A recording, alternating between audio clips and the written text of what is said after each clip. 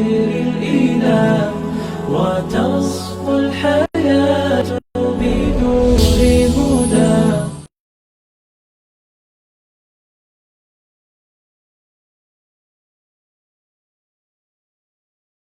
نکاح و طلاق کے حکام ہیں، خرید و فروخت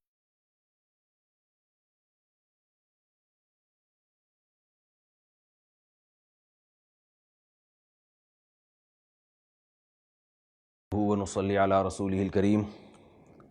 قرآن مجید اللہ تعالیٰ کی آخری کتاب ہے، اور قرآن مجید بہت سے ایسے موضوعات پر بات کرتا ہے جن موضوعات پر دنیا کی کوئی بھی کتاب بات نہیں کرتی۔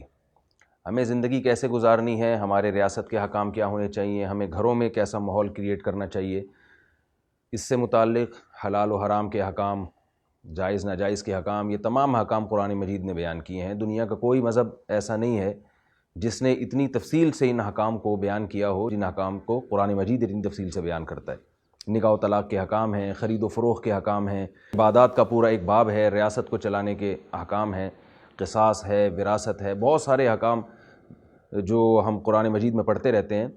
یہی قرآن کا بنیادی حسن ہے کہ اس نے ان تمام حکام کو تفصیل سے بیان بھی کیا، اور ان حکام پر عمل پیرا کرنے کے لیے جو ایندھن، جو چیز ہے، جو اسپرٹ ہے، وہ آخرت کا تصور، جنت اور جہنم کا تصور، اس کو بھی بہت اہتمام سے بیان کیا۔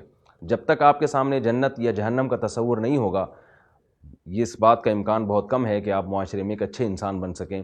انسان اللہ کی رضا کے لیے، جنت کے حصول کی لالچ ہی کے لیے اللہ کے حکام کو فالو کرتا ہے، اور جہنم کے عذاب سے اور اللہ کی ناراضی سے بچنے کے لیے بری باتوں سے اجتناب کرتا ہے۔ پروگرام چلے گا انشاءاللہ JTR میڈیا کے حوالے سے، روزانہ 10 منٹ میں قرآن مجید کے ایک پارے کا خلاصہ بیان کیا جائے گا۔ میں امید کرتا ہوں کہ اس کو ناظرین بہت اہتمام سے سنیں گے اور اپنی زندگیوں میں اس پر عمل پیرا ہونے کی بھی کوشش کریں گے، اور میں اللہ تعالیٰ سے دعا گو ہوں کہ اللہ تعالیٰ مجھے بھی بات صحیح طرح سے کہنے کی، اور قرآن مجید کے جو احکامات ہیں اور جو تفسیر ہے اس کو احسن انداز میں بیان کرنے کی، اور ہم سب کو سننے کی اور پھر سمجھنے کی، اور ہم سب کو اس پر عمل کی اللہ تعالیٰ توفیق عطا فرمائے۔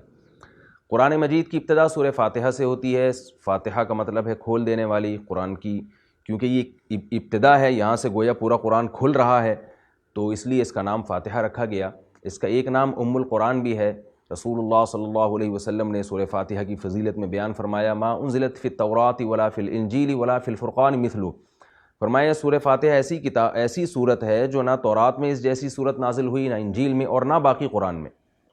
اس کو سورہ رقیہ بھی کہا جاتا ہے۔ اگر کسی پر شیاطین کے، جنات کے اثرات ہیں تو یہ صورت پڑھ کے دم کرنے سے فائدہ ہوتا ہے۔ اس صورت میں 3 باتیں بنیادی طور پر بیان کی گئی ہیں، وہ تینوں باتیں ایک حدیث میں بیان کی گئی ہیں۔ رسول اللہ صلی اللہ علیہ وسلم نے فرمایا کہ اللہ تعالیٰ نے نماز کو، یعنی سورہ فاتحہ کو 3 حصوں میں تقسیم کر دیا ہے۔ فرمایا جب بندہ کہتا ہے الحمدللہ رب العالمین، تمام تعریفیں اللہ کے لیے جو تمام جہانوں کا پالنے والا، تو اللہ تعالیٰ فخر سے فرشتوں کے سامنے کہتے ہیں حمیدنی عبدی، میرے بندے نے میری حمد و ثنا کی۔ جب بندہ کہتا ہے الرحمن الرحیم، بڑا مہربان اور نہایت رحم کرنے والا، تو اللہ فرشتوں سے فخر سے کہتے ہیں اثنا علی عبدی، میرے بندے نے میری ثنا کی ہے۔ فرمایا کہ جب وہ مالک یوم الدین کہتا ہے کہ اللہ روز جزا کا مالک ہے، تو اللہ فرشتوں سے فخر سے کہتے ہیں مجدنی عبدی، میرے بندے نے میری بزرگی کو بیان کیا۔ اس کے بعد اللہ تعالیٰ ہم سے ایک ایگریمنٹ کرواتے ہیں۔ وہ ایگریمنٹ کیا ہے؟ ایاک نعبد و ایاک نستعین، اے اللہ ہم تیری ہی عبادت کریں گے اور صرف تجھی سے مدد طلب کریں گے۔ اللہ کے سوا کسی سے دعا مانگنا یہ حرام ہے، شرک ہے۔ یہ ایگریمنٹ ہم اللہ تعالیٰ سے کرتے ہیں کہ اللہ مدد صرف تجھی سے مانگی جائے گی، حاجت روا صرف تجھی کو سمجھا جائے گا۔ رسول اللہ صلی اللہ علیہ وسلم نے فرمایا بندہ جب یہ ایگریمنٹ کرتا ہے تو اللہ فرشتوں سے کہتے ہیں کہ ھذا بینی و بین عبدی، یہ میرے اور بندے کے درمیان ایگریمنٹ ہے، اور اب بندہ اس قابل ہو گیا ہے، میری تعریف بھی کر لی، مجھ سے ایگریمنٹ بھی کر لیا، اس نے قوائف پورے کر لیے ہیں دعا کی قبولیت کے، لہذا ولی عبدی ما سأل، اب یہ جو دعا مانگے گا اس کی دعا کو قبول کیا جائے گا۔ پھر اللہ خود ہی انسان کو دعا کی ہدایت دیتے ہیں کہ تم نے ان الفاظ میں دعا مانگنی ہے۔ وہ کیا ہے؟ اہدنا الصراط المستقیم، اے اللہ تو ہمیں سیدھے راستے پر چلا، صراط الذین انعمت علیہم، ان لوگوں کا راستہ جن پر تیرا انعام ہوا، غیر المغضوب علیہم ولا الضالین، ان لوگوں کا راستہ نہیں جن پر تیرا غضب ہوا، اور نہ گمراہ لوگوں کا راستہ۔ غضب کن لوگوں پر ہوتا ہے؟ جو علم کے باوجود سیدھے راستے کو فالو نہیں کرتے، اور ضالین گمراہ لوگ کون ہیں؟ جن کے پاس سرے سے علم ہی نہیں ہے۔ تو گویا ہمیں بتایا جا رہا ہے کہ اللہ نہ تو ہم ان لوگوں کے راستے پر چلیں جو علم کے باوجود غلط راستے کو فالو کرتے ہیں، اور نہ ہم ان لوگوں کے راستے پر چلیں جن کے پاس سرے سے علم ہی نہیں ہے۔ اس کے بعد سورہ بقرہ ہے۔ ہم نے اللہ سے سورہ فاتحہ میں دعا مانگی، اللہ تو ہمیں سیدھے راستے پہ چلا، تو اللہ نے گویا پورا سیدھا راستہ قرآن کی شکل میں الف لام میم سے لے کے والناس تک ہمارے سامنے رکھ دیا کہ جس کی تم نے دعا مانگی ہے سورہ فاتحہ میں، جس سیدھے راستے کی، یہ وہی سیدھا راستہ ہے۔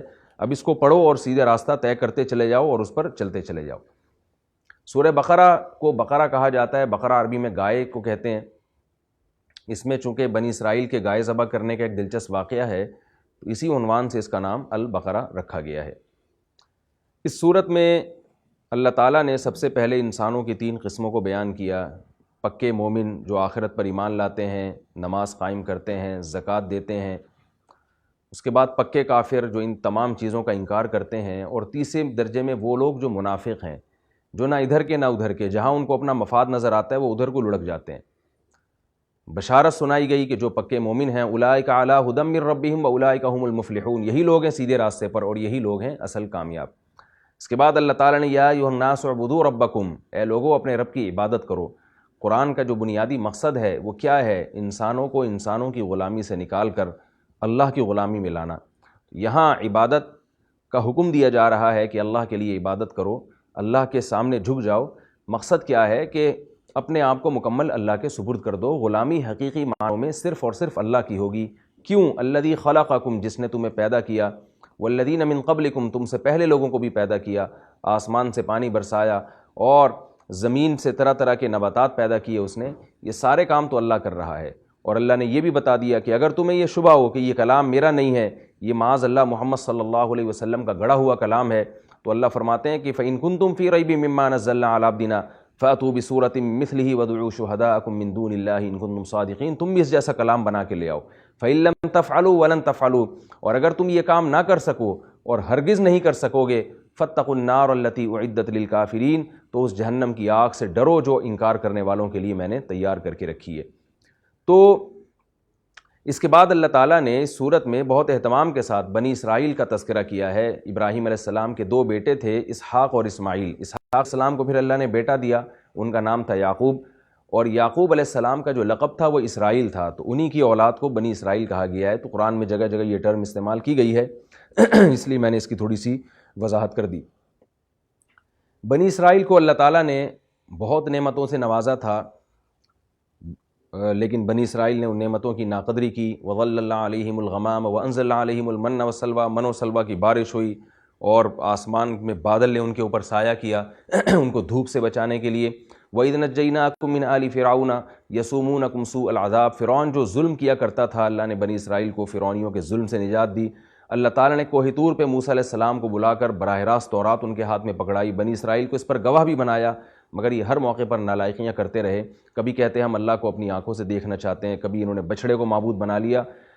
تو اس قسم کی چیزیں جو ناشکری والے کام ہیں، اتنے سارے مشاہدات اور معجزے دیکھنے کے باوجود ہی اللہ کی ناشکری کرتے رہے، جس کی وجہ سے اللہ تعالیٰ نے ان سے نبوت اور امامت کا سلسلہ چھین کے حضرت ابراہیم علیہ السلام کے دوسرے بیٹے اسماعیل علیہ السلام کی طرف منتقل کر دیا۔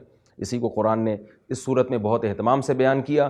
گویا ہمیں یہ بتایا جا رہا ہے کہ پچھلی قوموں نے اپنی آسمانی کتابوں کی ناقدری کی، اللہ نے ان پر ذلت و رسوائی کو مقدر کر دیا۔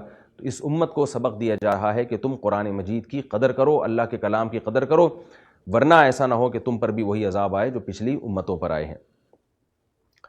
اس کے بعد اللہ تعالیٰ نے سورت میں آدم علیہ السلام کی پیدائش کو بہت اہتمام سے بیان کیا کہ آدم علیہ السلام کو پیدا کیا گیا، مسجود ملائکہ بنایا گیا، جس سے یہ ثابت کرنا مقصد ہے کہ اس کائنات میں سب سے معظم اور مکرم وہ انسان کی مخلوق، وہ انسان ہے جس کو مسجود ملائکہ بنایا گیا، اور انسان کی پیدائش کا مقصد واضح کیا گیا اس صورت میں فمن تبع ہدایا فلا خوف علیہم ولا هم یحزنون۔ فرمایا آدم علیہ السلام کو دنیا میں بھیجا گیا اور ان کو بتایا کہ آپ کی نسل یہاں پیدا ہوگی اور پیغمبر آئیں گے، جو بھی میرے پیغمبروں کی اتباع کرے گا تو وہ اسی جنت میں دوبارہ داخل ہو جائے گا جس جنت سے آپ کو نکالا گیا ہے۔ اس صورت کے آخر میں اللہ تعالیٰ نے، اس پارے کے آخر میں اللہ تعالیٰ نے ابراہیم علیہ السلام کا بھی تذکرہ کیا، کیونکہ تحویل قبلہ کا حکم نازل ہونے والا تھا، تو اس پہ بہت سارے لوگوں کو، یہود و نصارہ کو یہ اعتراض ہو سکتا تھا کہ اصل قبلہ تو بیت المقدس ہے، تو بتایا گیا کہ ابراہیم علیہ السلام نے جو قبلہ بنایا تھا وہ بیت اللہ بنایا تھا، اور ابراہیم علیہ السلام کو یہودی بھی مانتے تھے اور عیسائی بھی مانتے تھے، تو ہمارے جد امجد ابراہیم علیہ السلام کا جو اصل قبلہ تھا وہ بیت اللہ تھا، تو وقتی طور پر اللہ نے بیت المقدس کو قبلہ بنایا ہے۔ وَإِذْ يَرْفَعُ إِبْرَاهِيمُ الْقَوَاعِدَ مِنَ الْبَيْتِ وَإِسْمَاعِيلُ، فرمایا اس وقت کو یاد کرو جب ابراہیم اور ان کے بیٹے اسماعیل مل کر بیت اللہ کی تعمیر کر رہے تھے۔ اس میں یہ بھی بتایا گیا کہ ابراہیم علیہ السلام توحید پرست تھے، لہذا عیسائی جو حضرت عیسیٰ علیہ السلام کو اللہ کا بیٹا کہتے ہیں، اور یہودیوں کے جو بعض فرقے تھے وہ عزیر کو علیہ السلام کو اللہ کا بیٹا کہا کرتے تھے، اس کی نفی کی گئی، تو کہ تم ابراہیم علیہ السلام کی اتباع کے اگر دعوے دار ہو تو ابراہیم علیہ السلام تو توحید پرست تھے، اور توحید کے معاملے میں اتنے حساس تھے کہ انہوں نے موت کے وقت اپنے بیٹوں کو وصیت کی تھی، وَوَصَّىٰ بِهَا إِبْرَاهِيمُ بَنِيهِ وَيَعْقُوبُ یا بنی ان اللہ اصطفیٰ لکم الدین فلا تموتن الا وانتم مسلمون، اور یعقوب علیہ السلام نے اس سے بھی بڑھ کر یہ ان سے سوال کیا موت کے وقت، ما تعبدون من بعدی، کہ میرے بعد تم کس کی عبادت کرو گے؟ قالوا نعبد الہک و الہ آبائک ابراہیم و اسماعیل و اسحاق الہ واحدہ، سب نے بیک زبان ہو کر کہا کہ ہم ایک خدا کی عبادت کریں گے جو ابراہیم، اسماعیل اور اسحاق کا بھی رب ہے۔ تو بتایا گیا کہ اصل توحید ہے، یہود و نصارہ اس توحید کے راستے سے ہٹ گئے۔ اس کے بعد پہلا پارہ ہے جس میں اللہ تعالیٰ نے تحویل قبلے کا حکم دیا۔ پہلے پارے کا میں پہلا پاؤ آپ کے سامنے مختصر بیان کروں گا تاکہ یہ 4 دنوں میں ہمارے 1.25 پاروں کا خلاصہ ہو جائے اور 29 ایپیسوڈ کے حساب سے ہم پورے قرآن کو کور کر سکیں۔ تو پہلے پارے کی ابتدا، دوسرے پارے کی ابتدا میں تحویل قبلہ کا حکم ہے کہ فولی وجہک شطر المسجد الحرام، اور تحویل قبلہ پر کیونکہ بہت زیادہ مسلمانوں پر اعتراضات کیے گئے، مسلمان بہت ذہنی تناؤ میں آئے، تو اس لیے مسلمانوں کو استعینوا بالصبر والصلاۃ کے ذریعے صبر کی تلقین کی گئی کہ صبر اور نماز کے ذریعے تم اللہ سے مدد مانگو، اور پھر ایک دعا سکھائی گئی کہ مسلمانوں کو جب کوئی مصیبت پہنچتی ہے قالوا انا للہ و انا الیہ راجعون، تو وہ کہتے ہیں ہم اللہ ہی کے لیے اور اللہ کی طرف لوٹ کر جانا ہے۔ اور آخری بات یہ کہ تحویل قبلہ کا حکم یہود و نصارہ جانتے تھے کہ آخری نبی جو آئے گا اس کا اصل قبلہ وہ بیت اللہ ہوگا، تو اس پر اللہ تعالیٰ نے فرمایا ان الذین یکتمون ما انزلنا من البینات والہدی، کہ وہ علماء جو اللہ کی کتابوں سے احکام کو چھپاتے ہیں اور کھول کے واضح نہیں کرتے، تو ان کے لیے اللہ تعالیٰ نے بہت شدید وعید بیان کی کہ ان پر اللہ کی بھی لعنت اور لعنت کرنے والوں کی بھی لعنت۔ تو اللہ تعالیٰ سے دعا ہے کہ اللہ تعالیٰ ہمیں قرآن مجید کے احکام کو دل و جان سے قبول کرنے کی اور اس پر عمل پیرا ہونے کی توفیق عطا فرمائے۔ وما علینا الا البلاغ۔